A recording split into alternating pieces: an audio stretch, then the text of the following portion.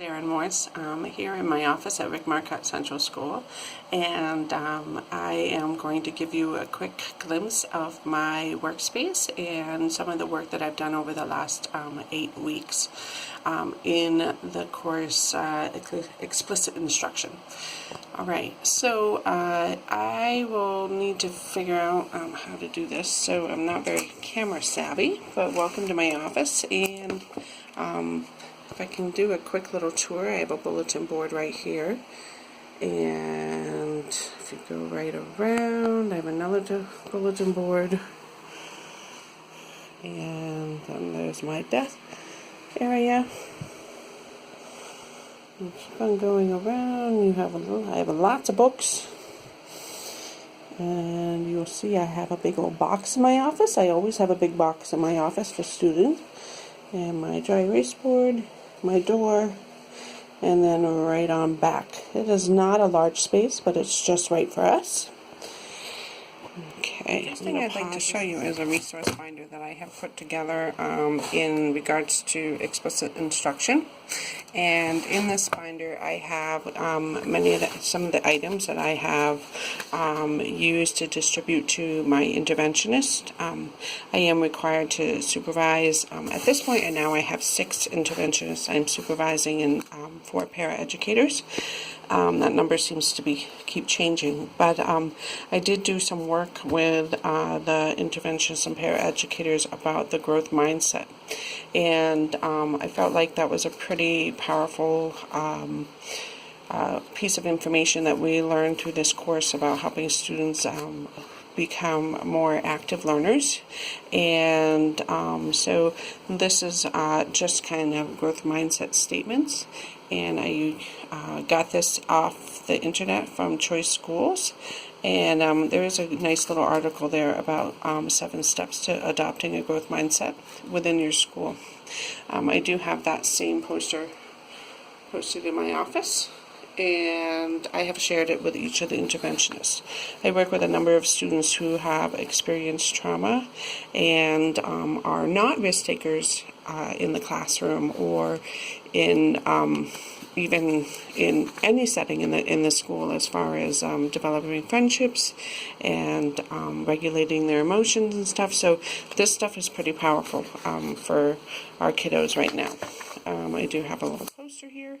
I actually put this over the copier in the copy room, and then one of the interventionists made it into a tree for me, which was kind of cool.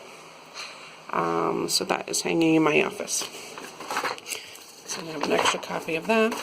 One of the other things that I put in my resource binder was this little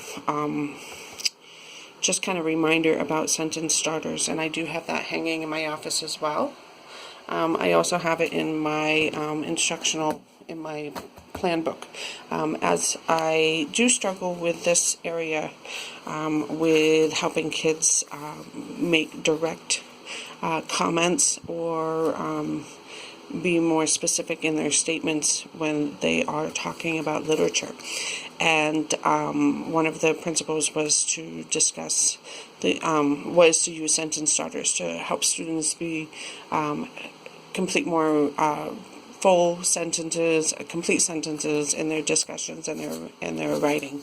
It also is a great tool, I guess, as well, for those students that don't know where to start.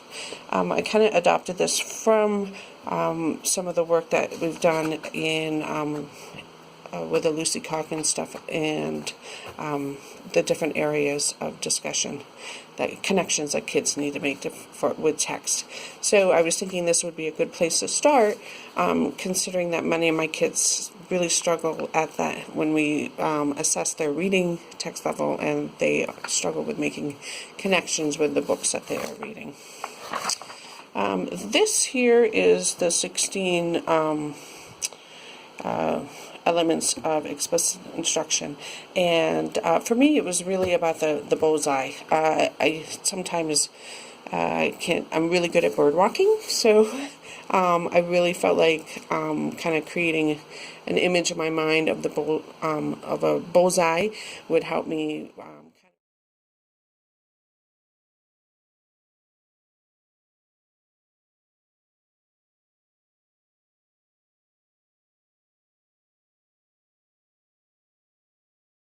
Okay, so next I'm going to show you one of the routines that I have put in place for one of my students. Dr. Archer does talk about how important it is to make sure that you don't engage in a suicide, which is assuming that students know how to act and understand what the expected behavior is.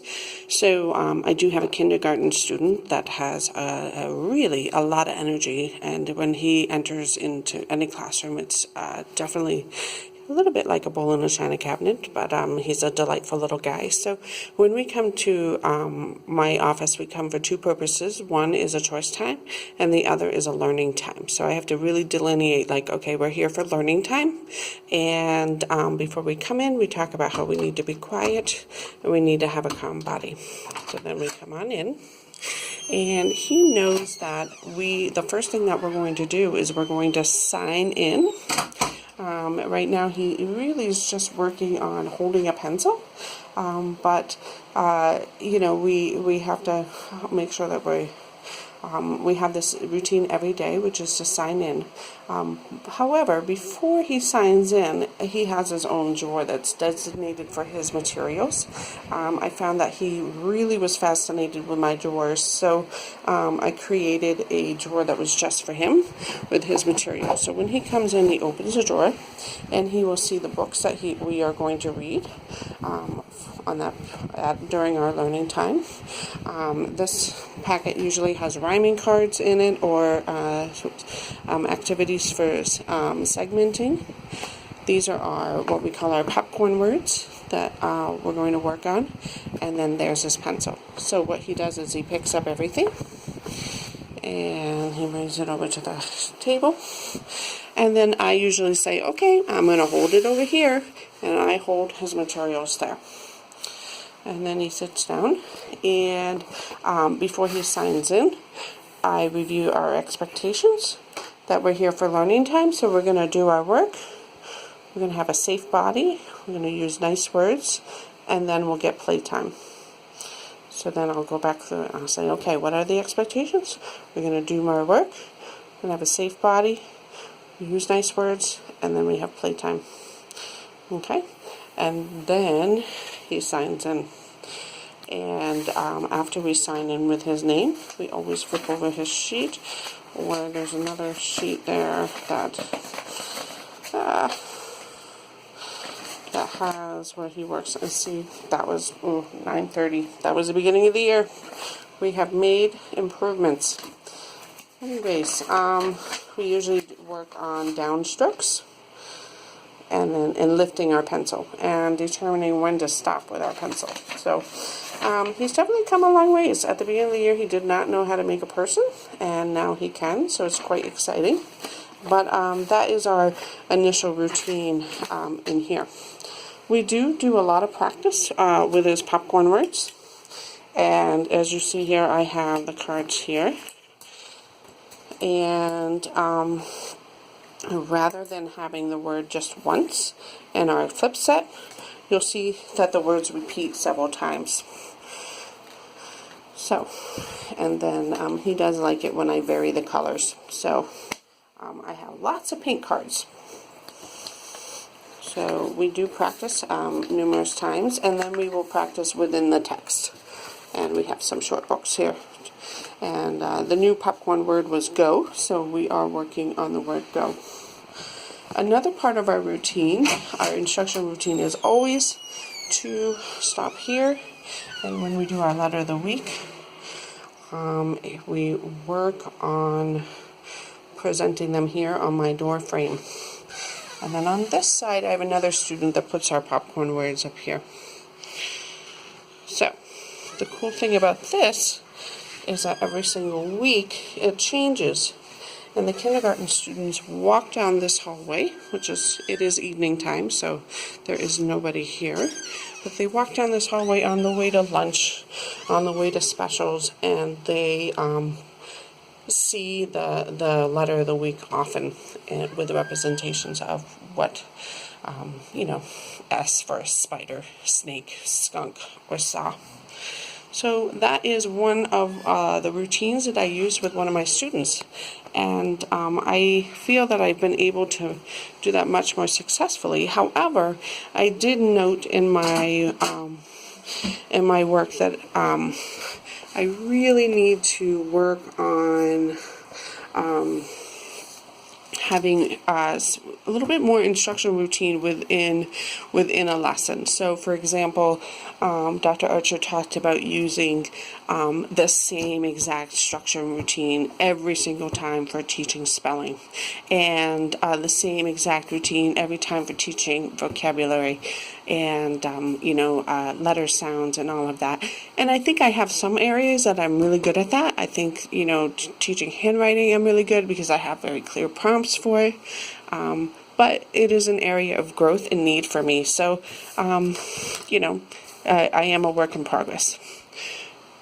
One of the other things that we're asked to talk a little bit about is some of the successes and challenges of being able to create more opportunities for students to actively participate within the classroom setting. And I have to say that the challenges that I have faced is that I am thinking about this in the context of one or two students. Currently, I only have instructional time that is one-on-one. Given the population of students I have this year, it really panned out to be pretty inconsistent for me to have small groups until student behavior is regulated. And so that's been kind of hard for me, is to think about, okay, well, how do I increase active participation when I'm thinking about one student? So, for example, Dr. Archer does a great job with the choral responding. And of course, when I have a student respond, it is not a chorus of students, but I do feel that I have been more mindful about it. So an example would be my attempt at a vocabulary lesson, which was a little bit of a bomb, but really having the students state back that key important part of the information that I want them to know. So that has been a little bit of a challenge. I've had some successes being part of the PBIS team. I do lead the assemblies every other week. And it's been kind of cool because I've been able to implement some of that choral responding within the assemblies. And it's pretty awesome to be leading the school in such an exciting opportunity when they are just seeing the fruits of their labors with all of the marquee marks that they earn, which are these tokens that we have for demonstrating the expected behavior, and to be able to have the assembly, all the students responding. For example, we have Marky the Moose, who is our mascot, and as students earn Marky marks, which are the tokens, Marky is traveling through the state of Vermont, and so we've really tried to make that into a lesson. So as we have Marky go through as he travels, we review that we live in the state of Vermont and we live in the county of Chittenden County, and Marky Mark has traveled to has now been to Grand Isle County and then down to Chittenden County, and so there's just a theme that the students hear every 2 weeks when we have our assemblies. So that's been kind of cool. But I really look forward to having my students become a little bit more regulated, because I do have a second grade teacher that is really enthusiastic in teaming together during her number corner lessons and kind of implementing some of these strategies that I keep talking to her about. But